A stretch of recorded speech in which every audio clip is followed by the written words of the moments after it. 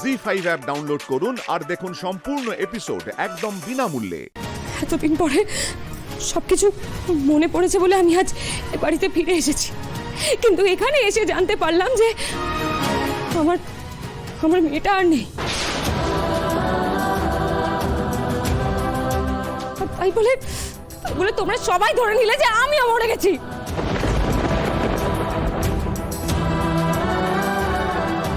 আর তারপর ইন্দ্র মনের আনন্দে গিয়ে আরেকটা বিয়ে করে নিল। তোমরা কেউ চাওইনি, কোনোদিন চাওইনি যে আমি আর ইন্দ্র সংসার করি।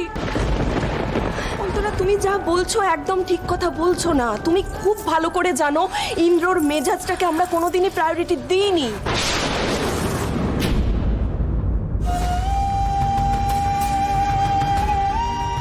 আর তুমি ইন্দ্রর সাথে যে ব্যবহারটা করতে সেটা কি সমর্থনযোগ্য ছিল তুমি বলো? হাজার হোক না কেন ইন্দ্র এ বাড়ির ছেলে, আমার ভাইপো, ওর ভালো মন্দ দেখার দায়িত্ব তো আমাদের, তাই না? বৌদি ভাই, আমি বড়দের মাঝখানে কথা বলতে চাই না, কিন্তু প্লিজ তুমি না জেনে এভাবে রিয়্যাক্ট করো না।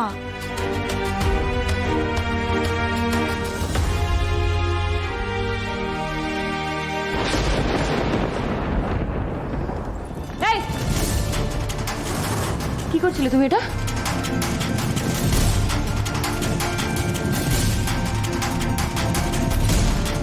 ওনার নখের দাগটা ওই কত থাকবে?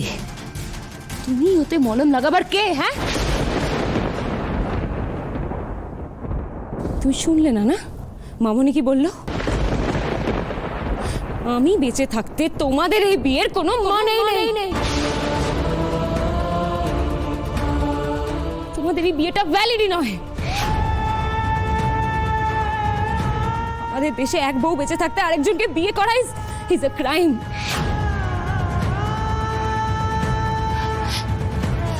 ইন্দ্র তোমার কেউ নয়। আমি মানি না তোমাদের এই বিয়ে, আমি মানি না। বাড়িতে ঢুকতে না ঢুকতেই অশান্তি শুরু করে দিয়েছো। একটু শান্ত হয়ে বসো না। আমাদের বয়স হয়েছে অন্তরা, এত চিৎকার চেঁচামেচি আমাদের সহ্য হয় না। তোমাদের সহ্য হয় না ভেবে তো আর আমার জীবনটা চলবে না। আমার কি ভাল লাগছে দেখতে যে ইন্দ্র আমার সামনে আরেকটা বিয়ে করা বউকে নিয়ে দাঁড়িয়ে আছে? ভাল লাগছে না, আমার ভালো লাগছে না। তোমরা আমাকে বোঝাতে এসেছিলে না? একবার নিজেদের আমার জায়গায় দাঁড় করিয়ে দেখো তো। সহ্য করতে পারতে সহ্য করতে। কারণ তুমি যা বলছো সবটাই মিথ্যে। মিথ্যেই যদি হয় তাহলে আমাকে খোঁজনি কেন? কে বলেছে আমরা তোমায় খুঁজিনি?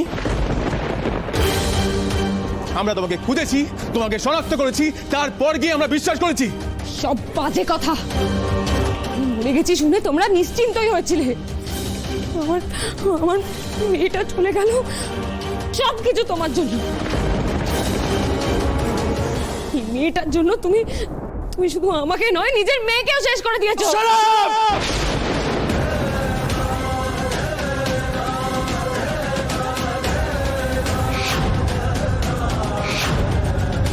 সোহাগকে আমি শেষ করেছি? আমি এতক্ষণ চুপ ছিলাম, তুমি যা বলছিলে চুপচাপ সহ্য করছিলাম, কিন্তু আর না। আজ সোহাগের চলে যাওয়ার জন্য কেউ যদি দায়ী থাকে সেটা শুধুমাত্র আমি। হ্যাঁ, তুমি। শুধুমাত্র তোমার রাগ, জেদ, অহংকার আর তাড়াহুড়ো সিদ্ধান্তের জন্য আজ এই দিনটা দেখতে হচ্ছে। তোমার মনে আছে সেদিন তুমি যখন বেরিয়ে যাচ্ছিলে আমরা সবাই তোমাকে আটকানোর চেষ্টা করেছিলাম, বারবার বলেছিলাম, পই করে বলেছিলাম অন্তরা যেও না। তুমি আমাদের একটা কথা শুনোনি। ওই ফুটফুটে মেয়েটাকে নিয়ে বেরিয়ে গেলে। আর যদি ওইভাবে তাড়াহুড়ো না করতে তাহলে না ওই অ্যাক্সিডেন্ট হতো, না তোমার স্মৃতি যেত, না আমাদের সোহাগ আমাকে ছেড়ে চলে যেত।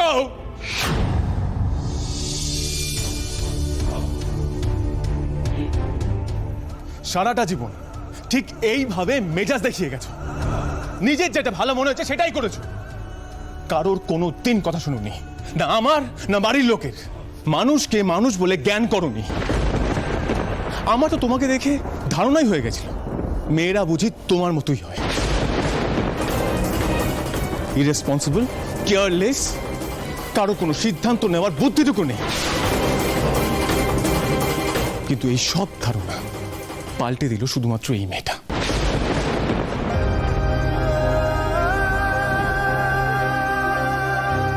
অন্তরা, তুমি ঠিক শুনেছো, এই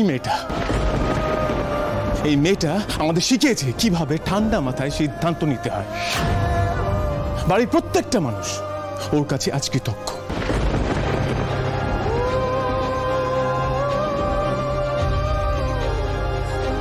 দাদু বলো, ঠাম্মি বলো, পিসিমণি, বাবা, সবাই প্রত্যেকে কোনো না কোনো ভাবে ওর থেকে সাহায্য পেয়েছে। আর তাই বুঝি এই মেয়েটাকে বিয়ে করা জাস্টিফাইড হয়ে যায়। শোনো ইন্দ্র, তুমি আমাকে যাই বোঝানোর চেষ্টা করো না কেন, আমি খুব ভালো করে জানি যে তুমি এই মেয়েটাকে বিয়ে করবে বলেই এসব করেছো। অন্তরা, না জেনে বুঝে কোনো মন্তব্য করো না প্লিজ।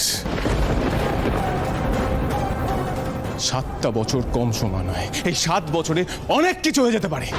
অন্তরা, মিছি মিছি ইন্দ্রকে দোষারোপ করো না।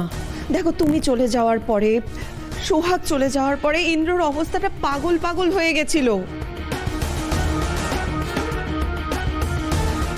ও যে কোনোদিন স্বাভাবিক জীবনে ফিরে আসতে পারবে সেটা আমরা কোনোদিন ভাবতে পারিনি অন্তরা।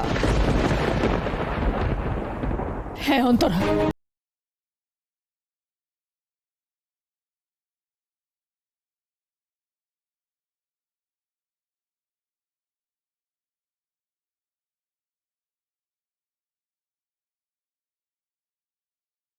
মিথ্যেবাদী ভাবছো না? তুমি তো নিজের মুখে শুনলে মা কি বললেন। তাহলে তুমি যে ইন্দ্রের বিরুদ্ধে অভিযোগগুলো করছো সেগুলো আসলে তোমার ভুল ধারণা।